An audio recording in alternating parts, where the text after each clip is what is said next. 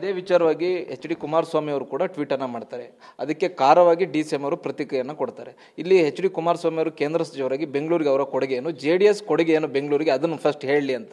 ಮತ್ತೆ ಕೇಂದ್ರ ಸರ್ಕಾರದಿಂದ ಯೋಜನೆಗಳು ತಂದು ಬೆಂಗಳೂರಿಗೆ ದೊಡ್ಡ ದೊಡ್ಡ ಕೆಲಸಗಳನ್ನ ಮಾಡಲಿ, ಆಮೇಲೆ ಹೇಳಲಿ ಅನ್ನುವಂಥದ್ದು. ಈಗ ಮಾನ್ಯ ಉಪಮುಖ್ಯಮಂತ್ರಿಗಳು ಸನ್ಮಾನ್ಯ ಕುಮಾರಣ್ಣ ಅವರ ಟ್ವೀಟ್ಗೆ ಪ್ರತಿಕ್ರಿಯೆ ಕೊಟ್ಟಿರೋದು ನಾನು ನೋಡಿದೆ.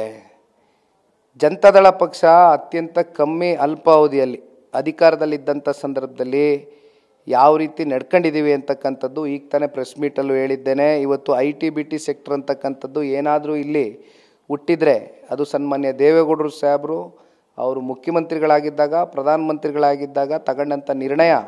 ಅವ್ರಿಗೆ ಭೂಮಿಯನ್ನು ಕೊಟ್ಟು, ವಿದ್ಯುತ್ತನ್ನು ಕೊಟ್ಟು, ಇನ್ಫ್ರಾಸ್ಟ್ರಕ್ಚರ್ನ ಪ್ರೊವೈಡ್ ಮಾಡಿ, ಜೊತೆಯಲ್ಲಿ 10 ವರ್ಷ ಟ್ಯಾಕ್ಸ್ ಹಾಲಿಡೇಯನ್ನು ಡಿಕ್ಲೇರ್ ಮಾಡಿದಂಥದ್ದು ಇದೇ ಸನ್ಮಾನ್ಯ ದೇವೇಗೌಡರು ಸಾಹೇಬರು.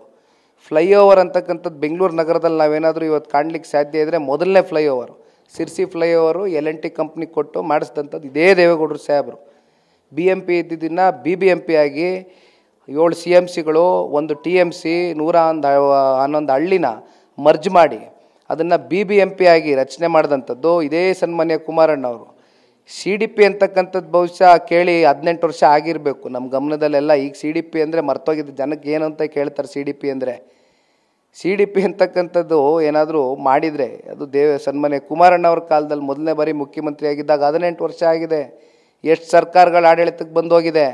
ಮೆಟ್ರೋ ಬೈಯಪ್ಪನಹಳ್ಳಿಯಿಂದ MG ರೋಡ್ವರೆಗೂ 17 ಕಿಲೋಮೀಟರ್ ಸ್ಟ್ರೆಚ್ ಕೊಟ್ಟಂಥವ್ರು ಯಾರು, ಮೊದಲನೇ ಫೇಸ್ ಮಾಡಿದಂಥವ್ರು ಯಾರು, ಇದೇ ಕುಮಾರಣ್ಣವ್ರು. ಹೇಳ್ತಾ ಹೋದರೆ ಒಂದು ಪಟ್ಟಿನೇ ಬಿಡುಗಡೆ ಮಾಡ್ಬೋದು ಉಪಮುಖ್ಯಮಂತ್ರಿಗಳೇ.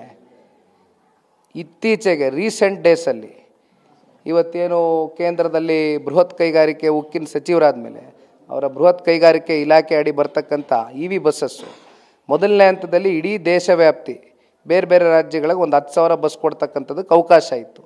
ನಮ್ಮ ರಾಜ್ಯಕ್ಕೆ 45% ಪ್ರಾವಿಷನ್ ಮಾಡಿದ್ದಾರೆ ಮೊದಲನೇ ಹಂತದಲ್ಲಿ. ಅಂದರೆ 4,500 EV ಬಸ್ಸಸ್ ಕೊಟ್ಟಿದ್ದಾರೆ.